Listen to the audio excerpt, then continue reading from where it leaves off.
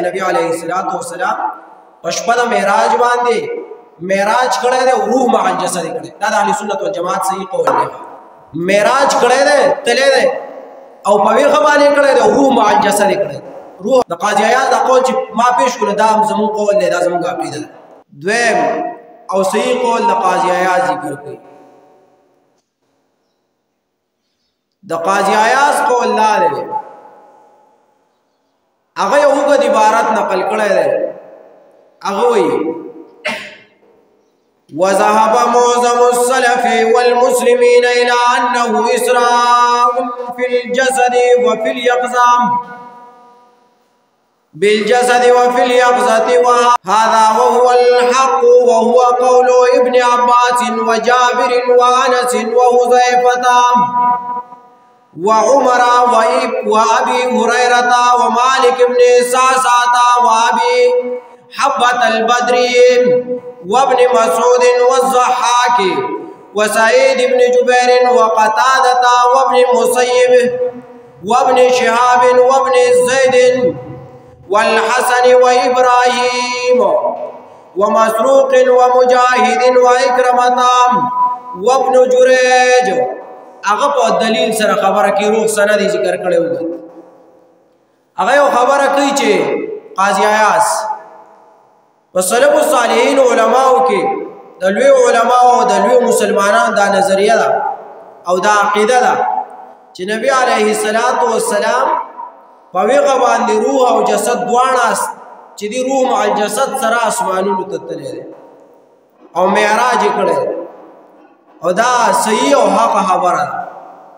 د قاضی عیاض دا قول چې ما پیش کړو دا زمون قول دی دا زمون عقیده ده چې نبی علیه الصلاۃ والسلام معراج کړی دی تللی دی او په ویغه باندې کړی دی روح مع الجسد کړی روح او جسد دواړه دي او دا قول د عبد الله ابن عباس کوم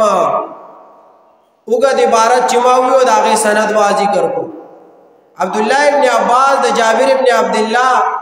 د انس ابن مالک د حذیفه د عمر فاروق د ابو هريره د مالک ابن سعسعه د ابي حبه البدري او د ابن مسعود دارنګ د زهاق د سعید ابن جبیر د قتاده د ابن مسیب د ابن شهاب د ابن زید د حسن بصری او د امام ابراهیم نحوی او د مسروق او د مجاهد او د امام اکرمه او د ابن جریج رضی الله تعالی عنهم دوی دا روایت کړی دی چې نبی علیه الصلاۃ والسلام پشپد معراج باندې معراج کړی دی او روح مع الجسد کړی دا د اهل سنت والجماعت صحیح قول دی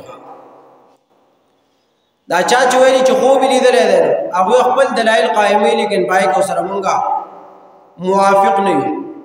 څوک چې وایي چې روح یې تللی دی صرف جسد یې نه دی تللی هغې کې مونږ دا سره موافقت نه کوو او دلایل یې په خپل ځای باندې ذکر کړي دي زمونږ دا عقیده ده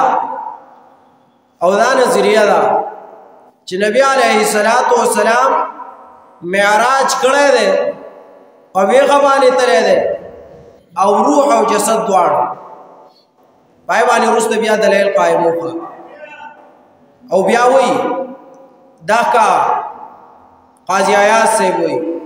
وهو قول أكثر المتأخرين من الفقهاء والمحدثين والمتكلمين والمفسرين